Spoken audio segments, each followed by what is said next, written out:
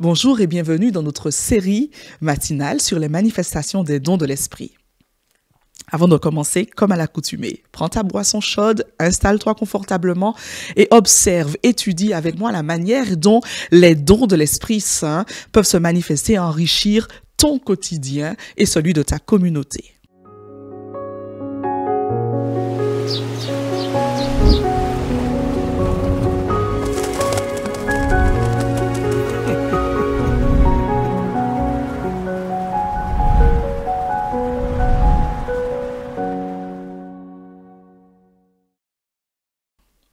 Aujourd'hui, dans le passage que je souhaite que nous considérions ensemble, qui est celui de 1 Corinthiens 12, verset 9a, voilà ce qui est écrit.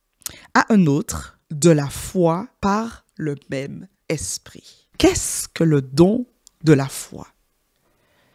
Il me semble que tout chrétien reçoit Christ dans son cœur par la foi en son salut.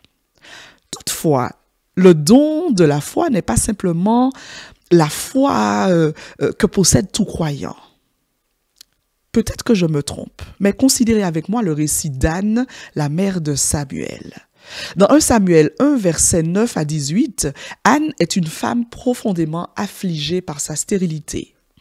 Elle se rend au temple de l'Éternel à Silo et là, elle prie avec amertume, versant des larmes, demandant à Dieu de lui accorder un fils.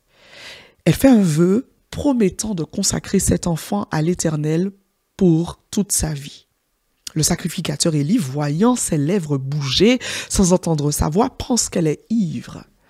Anne lui explique qu'elle est simplement une femme en grande détresse, répandant son âme devant l'Éternel. Élie, touché par sa sincérité, lui souhaite que Dieu exauce sa prière. Et ce qui me touche et me parle particulièrement dans ce passage, c'est que le texte précise que Anne repart avec un visage transformé, pleine de foi et d'espoir. Ici, nous observons une transformation nette, un avant et un après chez Anne, qui lui donna l'assurance que sa prière avait été exaucée, même lorsque rien ne le présageait.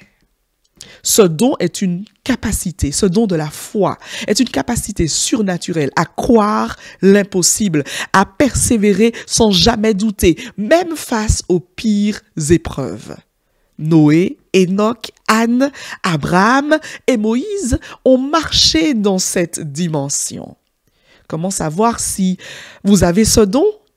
Eh bien, si vous ressentez en vous une assurance inexplicable dans des situations où d'autres douteraient, si vous proclamez des choses avant même qu'elles ne se produisent, et si vous vivez dans cette perspective que toutes vos prières sont entendues et seront un jour exaucées, alors ce don est peut-être en vous.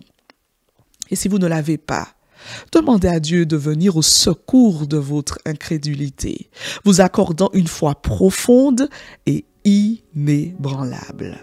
Soyez bénis.